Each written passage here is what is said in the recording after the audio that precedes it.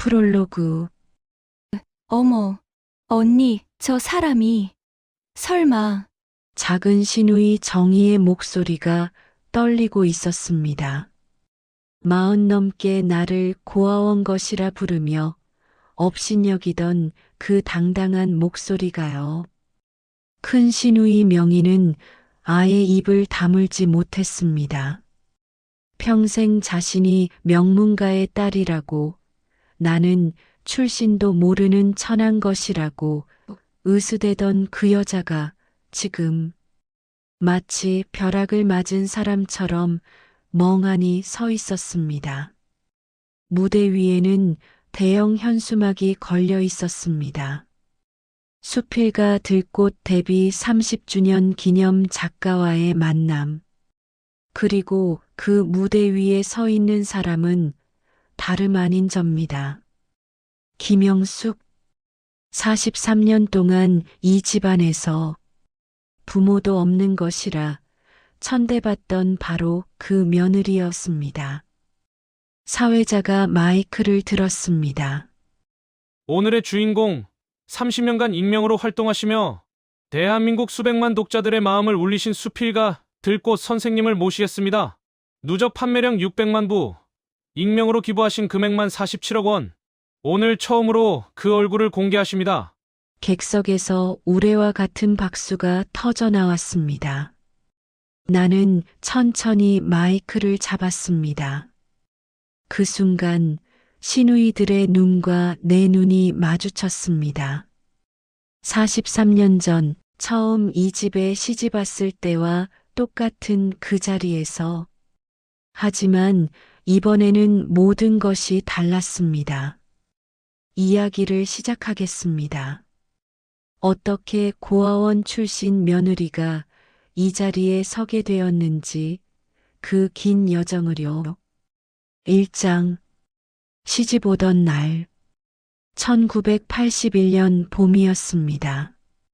나는 25살의 식당 종업원이었고 남편이 될 동건 씨는 30살의 의대생이었습니다.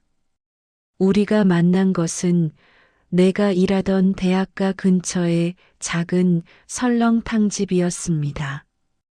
동건 씨는 매일 점심시간마다 와서 설렁탕 한 그릇을 시켰습니다.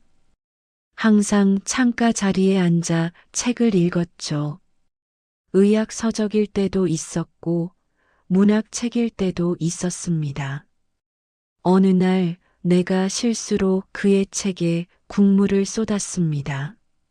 너무 놀라서 어쩔 줄 몰라 하는데 그분이 웃으며 괜찮다고, 이 책은 3번째 읽는 거라 거의 외웠다고 말해 주었습니다. 그게 우리의 첫 대화였습니다. 동건 씨는 내가 야간 대학에 다닌다는 것을 알고 관심을 보였습니다. 낮에는 일하고 밤에는 공부하는 내가 기특하다고 했습니다. 나는 그때 국문과 2학년이었습니다. 글을 쓰고 싶었거든요. 고아원에서 자라면서 유일하게 나를 위로해 준 것이 책이었으니까요. 우리는 자연스럽게 가까워졌습니다. 동건 씨는 내 과거를 물었고 나는 솔직하게 말했습니다. 부모님 얼굴도 모른다고, 고아원에서 18까지 자랐다고, 이후로는 혼자 힘으로 살아왔다고요. 그는 한참 동안 아무 말도 하지 않았습니다. 그리고 조용히 청혼을 했습니다. 나는 고개를 저었습니다. 그분의 집안이 어떤 집안인지 이미 알고 있었으니까요. 서울에서 3대째 내려오는 의사 집안, 아버지는 큰 병원의 원장이고 어머니는 명문가 출신의 교수. 그런 집안의 고아원 출신 며느리라니 말이 안 되는 일이었습니다. 하지만 동건 씨는 흔들리지 않았습니다. 자격은 자기가 정하는 거라고, 내가 좋으면 그걸로 된 거라고 했습니다. 결국 우리는 결혼했습니다. 동건 씨 부모님의 반대는 상상 이상이었습니다. 시아버지는 집안 망신이라 했고, 시어머니는 한 달 동안 밥을 굶으며 반대했습니다. 시누이들은 오빠가 미쳤다며 울었고요. 하지만 동건 씨는 꺾이지 않았습니다. 나 아니면 결혼 안 한다고, 평생 혼자 살겠다고 버텼습니다. 결국 시댁에서는 마지못해 결혼을 허락했습니다. 단 조건이 있었습니다. 그 여자 출신은 절대 밖에 알리지 말라는 것이었습니다. 창피해서 못 살겠다는 시어머니의 그 말이 43년이 지난 지금도 귓가에 맴돕니다. 결혼식은 조촐하게 치러졌습니다. 시댁에서는 호화롭게 할 이유가 없다고 했습니다. 하객도 시댁 쪽 사람들이 대부분이었고, 내 쪽에서는 고아원 원장 수녀님과 몇몇 친구들 뿐이었습니다. 피로 연장에서 시누이들이 수군대는 소리가 들렸습니다. 신부 쪽 하객이 저것밖에 안 되냐고, 진짜 아무것도 없나 보다고, 고아원 출신이래, 부모도 없대, 오빠가 왜 그런 사람이랑 결혼하냐고요. 나는 들었습니다. 다 들었습니다. 하지만 웃어야 했습니다. 결혼식이니까요. 내 인생에서 가장 행복해야 하는 날이니까요. 그날 밤 신혼방에서 나는 펑펑 울었습니다. 동건 씨가 내 등을 토닥이며 미안하다고, 자기가 잘하겠다고, 우리 가족이 변하도록 노력하겠다고 했습니다. 나는 고개를 저었습니다. 내가 노력하겠다고, 내가 잘해서 인정받겠다고, 시간이 걸리더라도 해내겠다고 말했습니다. 그때 나는 정말 그렇게 믿었습니다. 내가 열심히 하면, 성실하게 살면 언젠가는 이 집안에서도 인정받을 수 있을 거라고요. 하지만 그건 25살의 순진한 착각이었습니다. 2장 며느리의 서름. 시집살이는 상상 이상이었습니다. 첫 번째 명절, 시어머니 생신이었습니다. 나는 새벽 4시에 일어나 음식을 준비했습니다. 고아원에서 배운 요리 솜씨를 총동원해서 정성껏 상을 차렸습니다. 시어머니가 상을 보더니 코웃음을 치셨습니다. 이게 뭐냐고, 반찬 모양이 이게 뭐냐고, 배운 데가 없으니 그렇다고 하셨습니다. 시누이 명의가 거들었습니다. 어머니더러 기대를 하시면 안 된다고, 고아원에서 뭘 배웠겠느냐고요. 작은 시누이 정희도 한마디 했습니다. 그러니까 오빠가 왜 저런 사람을 데려왔느냐고 혀를 차며 말했습니다. 나는 아무 말도 하지 못했습니다. 그저 고개를 숙이고 있었습니다. 동건 씨가 옆에서 얼굴이 빨개져서 뭐라고 하려 했지만 나는 그의 손을 잡아 말렸습니다. 싸움이 나면 더 힘들어질 테니까요. 그날 이후로 시댁에 갈 때마다 같은 일이 반복되었습니다. 내가 뭘 해도 배운 데가 없어서, 부모가 없어서, 출신이 그러니까라는 말이 따라붙었습니다. 첫째 아들을 낳았을 때 잠깐이나마 상황이 나아질 줄 알았습니다. 시어머니가 손자를 안고 웃었습니다. 그래도 아들이니 다행이라고, 딸이었으면 큰일 날 뻔했다고 하셨습니다. 기뻐해야 할지 슬퍼해야 할지 알 수 없었습니다. 아들을 낳은 것이 내 가치를 올려준 것처럼 말하는 시어머니가 서러웠습니다. 하지만 그 다행도 오래가지 않았습니다. 아이가 감기에 걸렸을 때 시어머니가 말했습니다. 엄마가 몸이 약하니까 아이도 약한 거라고, 고아원에서 뭘 먹고 자랐는지 모르니까 그렇다고요. 아이가 성적이 떨어졌을 때도 마찬가지였습니다. 피는 못 속인다더니 아무리 우리 집 손자여도 엄마 쪽 피가 문제라고 하셨습니다. 모든 것이 내 탓이었습니다. 좋은 일은 시댁 덕분이고 나쁜 일은 내 출신 탓이었습니다. 가장 서러웠던 것은 제사 때였습니다. 시아버지 제사, 시어머니 생신, 추석, 설날. 모든 명절마다 나는 새벽부터 일어나 음식을 준비했습니다. 시누이들은 손가락 하나 까딱하지 않고 거실에 앉아 TV를 봤습니다. 오빠 집 며느리가 해야지. 우리가 왜 하느냐는 것이었습니다. 그러면서도 음식에는 한마디씩 했습니다. 이 전은 왜 이렇게 짜느냐고, 오빠 건강 생각 안 하느냐고요. 나물이 너무 질다고, 역시 요리는 타고나야 한다고요. 어느 추석이었습니다. 새벽 4시부터 일어나 혼자 전을 부치고 나물을 무치고 탕을 끓였습니다. 아침 8시가 되어서야 시누이들이 나타났습니다. 명희가 부엌을 둘러보더니 아직도 덜 됐냐고, 손이 느리기는 하다고 말했습니다. 나는 아무 말도 하지 않았습니다. 다 만든 음식을 상에 올리는데 정희가 지나가다 실수인 척 내 팔을 쳤습니다. 산적 접시가 바닥에 떨어져 산산조각이 났습니다. 미안하다고, 근데 왜 거기 서 있느냐고, 부엌에서 일을 해야지 않겠느냐고 했습니다. 나는 깨진 접시와 쏟아진 산적을 치우며 속으로 울었습니다.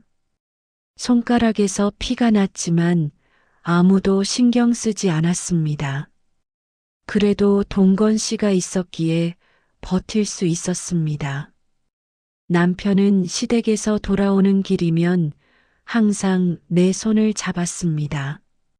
미안하다고, 자기가 힘이 없어서 그렇다고 했습니다.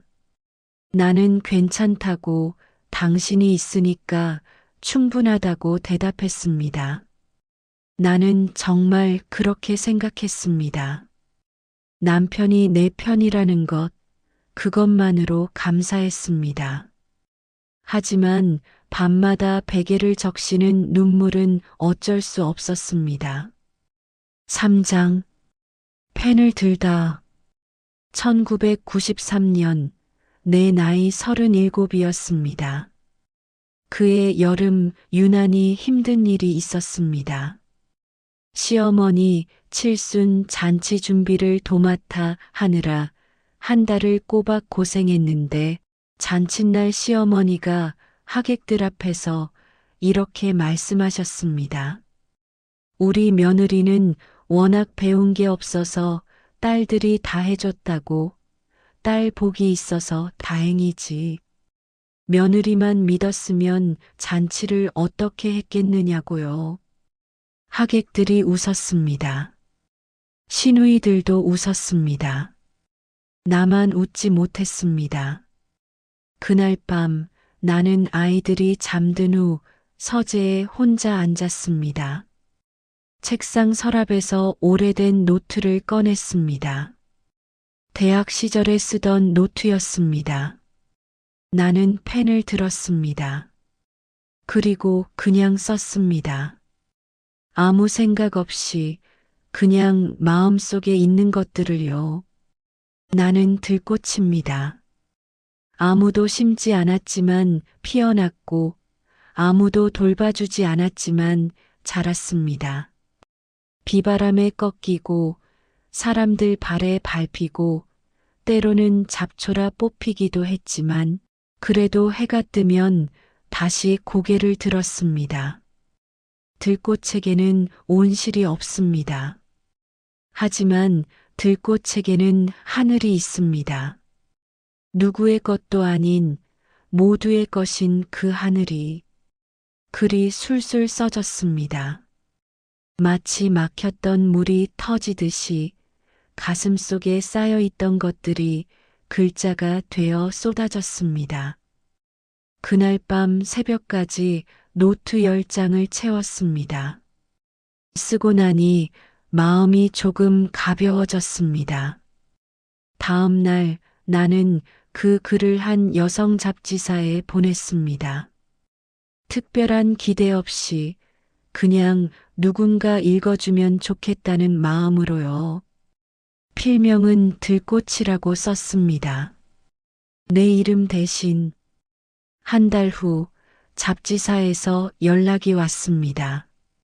원고가 당선되었다고, 반응이 아주 좋다고, 다음 호에도 글을 부탁해도 되겠느냐고 했습니다. 나는 믿을 수가 없었습니다. 내 서러움을 쏟아낸 글이 다른 사람들의 마음을 울렸다니요.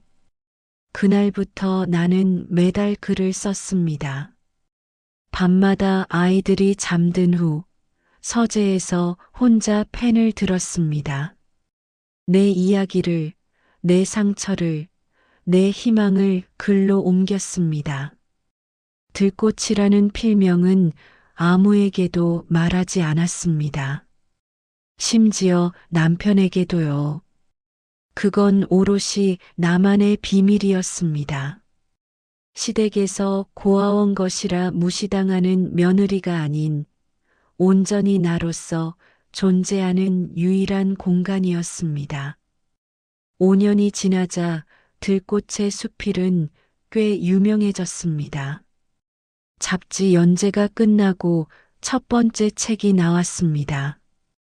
어느 고아 소녀의 편지라는 제목이었습니다. 책이 베스트셀러가 되었습니다. 방송에서 인터뷰 요청이 왔지만 모두 거절했습니다. 사람들은 들꽃이 누구인지 궁금해했습니다. 유명 여배우라는 소문도 있었고 재벌가 며느리라는 추측도 있었습니다. 아무도 몰랐습니다. 들꽃이 시댁에서 설거지를 하고 빨래를 널고 구박을 받는 평범한 주부라는 것을요. 인세가 들어오기 시작했습니다. 적지 않은 돈이었습니다. 하지만 나는 그 돈을 한 푼도 쓰지 않았습니다. 첫 번째 인세가 들어온 날 나는 고아원에 익명으로 기부했습니다. 내가 자란 그 고아원에요. 들꽃이라는 이름 대신 무명이라고만 적어서요. 그날 밤 오랜만에 편안하게 잠들었습니다. 내가 받은 사랑을 돌려주는 것 같아서 마음이 따뜻했습니다. 그렇게 10년이 지났습니다. 들꽃의 책은 10권이 넘었고 누적 판매량은 200만 부를 넘겼습니다. 기부금도 10억을 넘겼습니다. 하지만 여전히 아무도 내 정체를 몰랐습니다. 어느 날 남편이 서재에서 내 원고를 발견했습니다. 더 이상 숨길 수 없었습니다. 모든 것을 고백했습니다. 동건 씨는 한참 동안 아무 말도 하지 못했습니다. 그리고 나를 꼭 안았습니다. 미안하다고, 자기가 지켜주지 못해서 내가 이렇게까지 했다고 했습니다. 나는 괜찮다고, 글 덕분에 버틸 수 있었다고, 이건 내 비밀이니 당신만 알아달라고 말했습니다. 남편은 내 비밀을 지켜주겠다고 약속했습니다. 그리고 정말로 지켜주었습니다. 사장, 시어머니 3주기. 2024년 가을이었습니다. 시어머니가 돌아가신 지 3년, 나는 어느덧 68이 되어 있었습니다. 남편 동건 씨는 72이었고 그가 운영하는 종합병원은 500병상 규모의 큰 병원이 되어 있었습니다.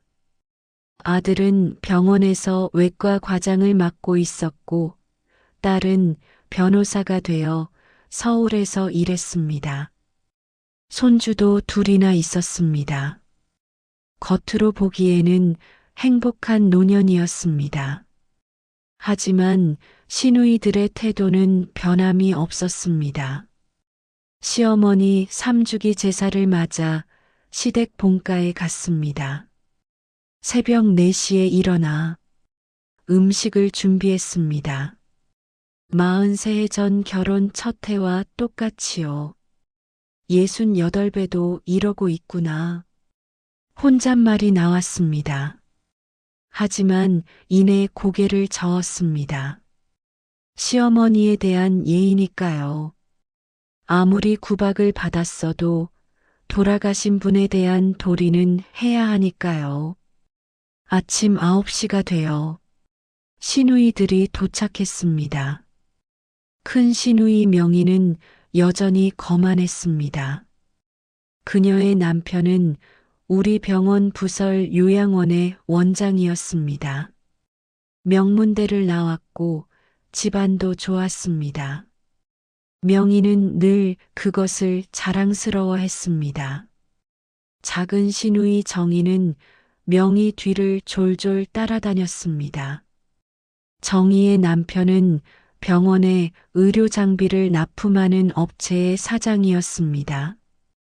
우리 병원과 계약이 되어 있어서 사업이 잘 되었습니다. 명희가 부엌으로 들어오더니 상을 둘러봤습니다. 아이고, 43해가 넘었는데 아직도 제사상 차리는 게 그 모양이냐고. 역시 배운 데가 없으니까 그렇다고 했습니다. 정희가 맞장구를 쳤습니다. 그러니까 어머니가 살아계실 때 얼마나 속상해 하셨겠느냐고, 집안 망신이라고 하셨다고요. 나는 아무 말도 하지 않았습니다. 43해 동안 그래왔듯이요. 제사상을 다 차리고 절을 올린 후 음복을 하는 자리였습니다. 그때 명희가 재산 이야기를 꺼냈습니다. 어머니 돌아가시면서 본가 땅 정리하라고 하셨는데 언제 할 거냐고요. 동건 씨가 아직 결정 못했다고, 부모님 유산이니까 신중하게 생각하겠다고 대답했습니다. 정희가 끼어들었습니다. 오빠는 병원도 있고 돈 많이 버니까 본가 땅은 자기들한테 주면 안 되겠느냐고, 자기들이 어려운 것 오빠도 알지 않느냐고요. 명희가 덧붙였습니다. 맞다고, 오빠 병원이 잘 되니까 그쪽에서 양보하는 게 맞다고요. 그리고 어차피 새언니는 원래 이 집안 사람도 아니지 않느냐고, 시댁 재산에 관심 가질 자격이 있느냐고 했습니다. 그 순간 나는 숟가락을 내려놓았습니다. 43해였습니다. 43해 동안 참았습니다. 모욕도 무시도 천대도 다 참았습니다. 하지만 그날 무언가가 마음속에서 끊어지는 소리가 들렸습니다. 동건 씨가 먼저 화를 냈습니다. 43년을 참았더니 끝까지 그 모양이냐고, 영숙이가 이 집안을 위해 한 일이 얼마인데 그런 말을 하느냐고요. 명희가 비웃었습니다. 뭘 했느냐고, 제사 음식이나 하고 애나 키우고 그게 뭐 대단한 거냐고, 아무 여자나 할 수 있는 일이라고요. 정희가 거들었습니다. 솔직히 새언니, 오빠 아니었으면 어디서 뭘 하고 살았겠느냐고. 고아원 출신이 의사 집안, 며느리 된 것만 해도 팔자 좋은 거라고 감사히 여겨야 한다고요. 나는 자리에서 일어났습니다. 그리고 처음으로 시누이들에게 말했습니다. 43년이라고. 43년 동안 아가씨들한테 들은 말이 100번도 넘는다고요. 고아원 것, 배운 데 없는 것, 출신 모르는 것, 다 참았다고. 시어머니 돌아가시는 날까지 참았다고요. 명희가 기가 막힌다는 표정을 지었습니다. 언니가 지금 자기들한테 대드는 거냐고. 출신이 어디라고 그러느냐고요. 출신이요? 나는 웃었습니다. 아가씨들은 명문가 출신이라고 자랑했지요.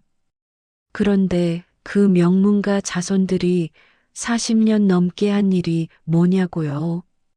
남 무시하고 뒤에서 욕하고 그게 다 아니냐고 말했습니다. 방안이 조용해졌습니다. 시누이들은 말문이 막힌 표정이었습니다. 내가 이렇게 반박하리라고는 상상도 못했을 겁니다. 동건 씨가 내 손을 잡았습니다. 진정하라고, 그리고 이제 숨기지 말라고 했습니다. 명희가 의아한 표정으로 물었습니다. 뭘 숨기느냐고, 뭔데 그러느냐고요. 바로 그때 초인종이 울렸습니다. 5장 정체. 문을 열자 정장을 입은 두 사람이 서 있었습니다. 새벽 출판사 대표와 KBS 교양국 PD라고 자신들을 소개했습니다. 이동건 이사장 사모님 되시는 김영숙 여사님 댁이 맞느냐고 물었습니다. 시누이들이 거실에서 나왔습니다. 무슨 일인가 궁금한 표정이었습니다. 출판사 대표가 말했습니다. 들꽃 선생님, 30주년 기념 행사건으로 왔다고요. 선생님께서 드디어 정체를 공개하시겠다고 해서 직접 찾아왔다고 했습니다. 방 안의 공기가 얼어붙었습니다. 명희의 목소리가 떨렸습니다. 들꽃이라고요? 그 유명한 수필가 들꽃 600만 부 팔린 그 작가. PD가 웃으며 대답했습니다. 맞다고. 30년간 익명으로 활동하시다가 이번에 처음으로 정체를 공개하시기로 했다고. 전국의 독자들이 기다리고 있다고요. 정희가 멍한 표정으로 나를 쳐다봤습니다. 언니가 들꽃이라고? 그 수필가? 나는 고개를 끄덕였습니다. 30년 전부터 글을 써왔다고, 서러울 때마다 펜을 들었다고 말했습니다. 출판사 대표가 말을 이었습니다. 선생님의 수필집 어느 고아, 소녀의 편지가 올해 고등학교 교과서에 실렸다고요. 그리고 선생님께서 30년간 익명으로 고아원에 기부하신 금액이 총 47억 원이라고. 이 사실도 이번에 공개된다고 했습니다. 시누이들의 얼굴이 창백해졌습니다. 47억? 그 돈이면 서울의 아파트를 여러 채 살 수 있었습니다. 하지만 나는 그 돈을 한 푼도 쓰지 않고 전부 기부했습니다. 내가 자란 고아원, 그리고 전국의 다른 고아원들에게요. 명희가 비틀거리며 소파에 앉았습니다. 그럼 그동안 언니가 그 유명한 작가였다는 거냐고. 믿을 수 없다는 표정이었습니다. 나는 담담하게 말했습니다. 아가씨들이 나를 무시하는 동안 나는 글을 썼다고요. 서러움을 글로 풀었다고요. 그리고 그 글이 사람들의 마음을 울렸다고요. PD가 감탄하며 말했습니다. 선생님의 이야기는 이미 전국에 알려져 있다고요. 시댁에서 어려운 상황을 겪으면서도 꿋꿋이 글을 쓰셨다는 것, 그리고 모든 인세를 기부하셨다는 것. 독자들이 선생님을 한국의 어머니라고 부른다고 했습니다. 나는 천천히 시누이들을 바라봤습니다. 아가씨들은 40년 넘게 나를 고아원 것이라고 불렀지요. 출신도 모르는 것, 배운 데 없는 것이라고요. 명희와 정희가 고개를 숙였습니다. 하지만 나는 내 손으로 이룬 게 있습니다. 아가씨들은 명문가 출신이라고 자랑하셨지만 나는 내 노력으로 나만의 것을 만들었습니다. 그게 무엇보다 가치 있는 거라고 생각합니다. 동건 씨가 내 손을 꽉 잡았습니다. 이제 세상에 알려도 괜찮다고, 당신은 충분히 자격이 있다고 했습니다. 나는 고개를 끄덕였습니다. 30년을 숨겨왔던 비밀. 이제 세상에 알릴 때가 된 것 같았습니다.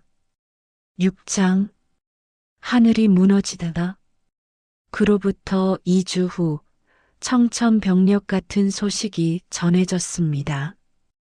병원 이사회에서 내부 감사를 진행했는데 큰 시누이 명희의 남편이 운영하는 부설 요양원에서 심각한 비리가 발견된 것입니다.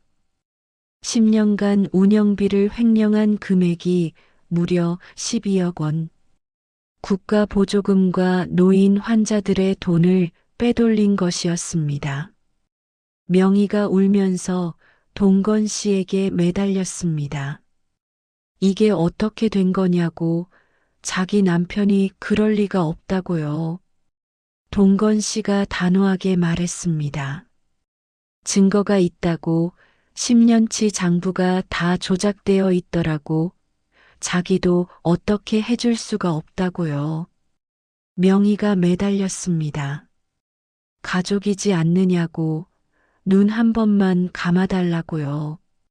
동건 씨의 얼굴이 굳었습니다.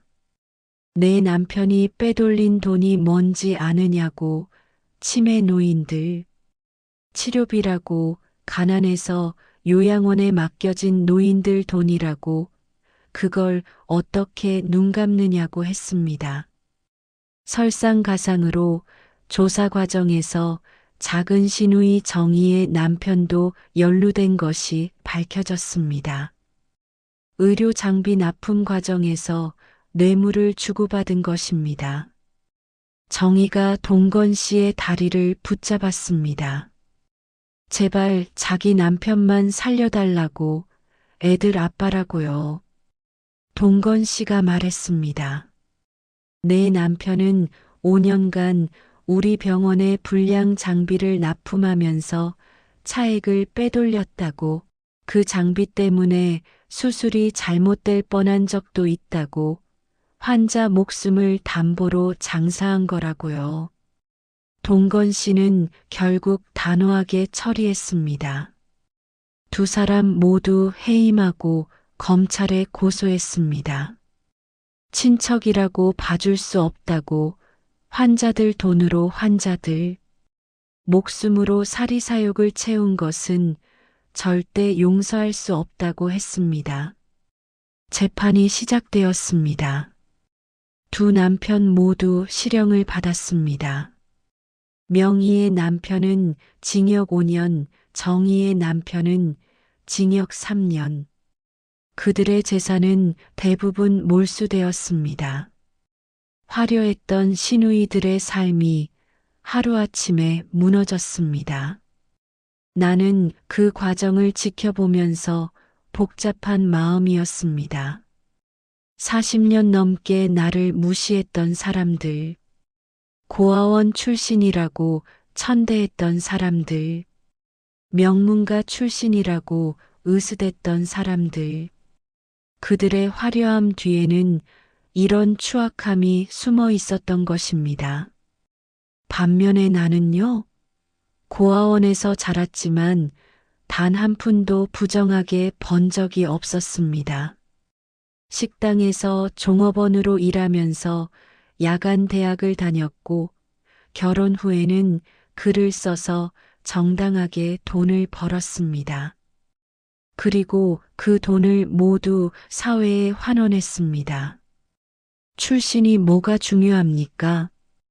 어떻게 사느냐가 중요한 것이지요. 7장 들꽃이 피다. 2024년 11월 서울 대형 서점에서 수필가 들꽃 데뷔 30주년 기념 행사가 열렸습니다. 나는 생애 처음으로 독자들 앞에 섰습니다.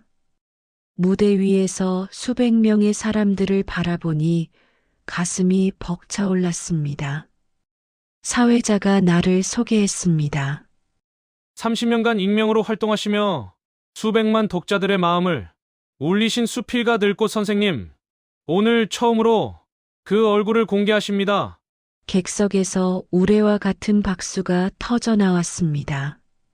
나는 천천히 마이크를 잡았습니다. 안녕하세요. 저는 김영숙입니다. 30년간 들꽃이라는 이름으로 글을 써왔습니다. 객석이 조용해졌습니다. 모두가 내 이야기를 듣고 싶어 했습니다. 저는 고아원에서 자랐습니다. 부모님 얼굴도 모릅니다. 18가지 고아원에서 지내다가 홀로 세상에 나왔습니다. 식당에서 일하면서 야간 대학을 다녔고 25에 결혼했습니다. 시댁에서는 제 출신을 부끄러워했습니다. 40년 넘게 고아원 것이라는 말을 들으며 살았습니다. 서러웠습니다. 너무 서러워서 어디에 하소연할 수도 없었습니다. 그래서 글을 쓰기 시작했습니다. 37살 때였습니다. 말할 곳 없는 서러움을 글로 풀었습니다. 그게 30년 전이었습니다. 객석에서 훌쩍이는 소리가 들렸습니다. 많은 사람들이 눈물을 흘리고 있었습니다. 오늘 저는 마지막 선물을 준비했습니다. 나는 잠시 숨을 고르고 말을 이었습니다. 30년간 모은 인세와 제 개인 재산을 합쳐서 고향의 들꽃 고아원을 건립하겠습니다. 저를 키워준 고아원에 대한 보답입니다. 객석에서 함성이 터져 나왔습니다. 기립박수가 이어졌습니다. 나는 눈물을 흘렸습니다. 서러워서가 아니라 감사해서였습니다. 그때 객석 뒤편이 술렁였습니다. 두 여자가 서 있었습니다. 명희와 정이었습니다. 초라한 모습이었습니다. 화려했던 옷차림은 사라지고 수수한 옷을 입고 있었습니다. 그들은 천천히 무대 앞으로 걸어왔습니다. 그리고 내 앞에서 무릎을 꿇었습니다. 명희가 울먹이며 말했습니다. 40년간 정말 미안했다고, 자기들이 사람이 아니었다고, 형수님을 그렇게 대하면서 무슨 명문가냐고, 부끄러워서 죽고 싶다고요. 정희도 울었습니다.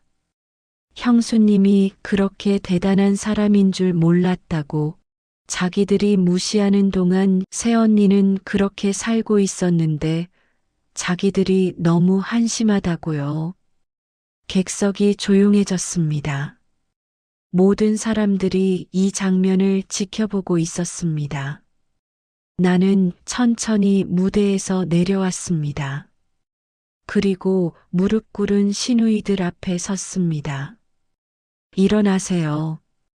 두 사람이 고개를 들어 나를 바라봤습니다. 아가씨들, 40년 만에 처음으로 그렇게 불렀습니다.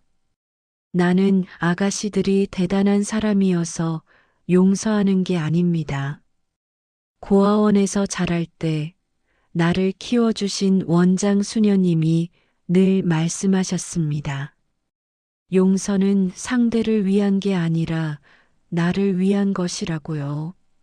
40년간 원망하며 사는 것도 지쳤습니다. 이제 그만 놓아주고 싶습니다. 아가씨들도 나 자신도요. 나는 두 시누이의 손을 잡아 일으켰습니다.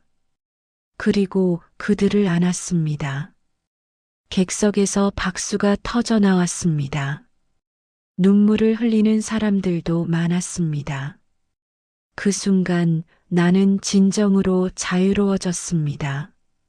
40년간 가슴에 맺혀 있던 응어리가 풀어지는 것을 느꼈습니다. 출신이 아닌 삶으로 인정받는 것, 그것이 내 평생의 소원이었습니다. 그리고 오늘 그 소원이 이루어졌습니다. 에필로그. 들꽃은 피어난다. 1년 후 2025년 가을이었습니다. 경기도 외곽의 작은 마을의 들꽃 고아원이 문을 열었습니다. 오래된 건물을 허물고 새로 지은 아담하고 따뜻한 건물이었습니다. 개원식 날 나는 아이들과 함께 리본 커팅을 했습니다. 작은 손들이 내 손을 잡았습니다. 60년 전 내가 그곳에서 자랐을 때와 똑같은 작은 손들이었습니다. 시누이들도 그 자리에 있었습니다. 명희는 남편이 복역 중이라 혼자였고 정희도 마찬가지였습니다. 화려했던 삶은 사라졌지만 그들의 표정은 예전보다 편안해 보였습니다. 정희가 조심스럽게 물었습니다. 자기들도 여기서 봉사해도 되겠느냐고요.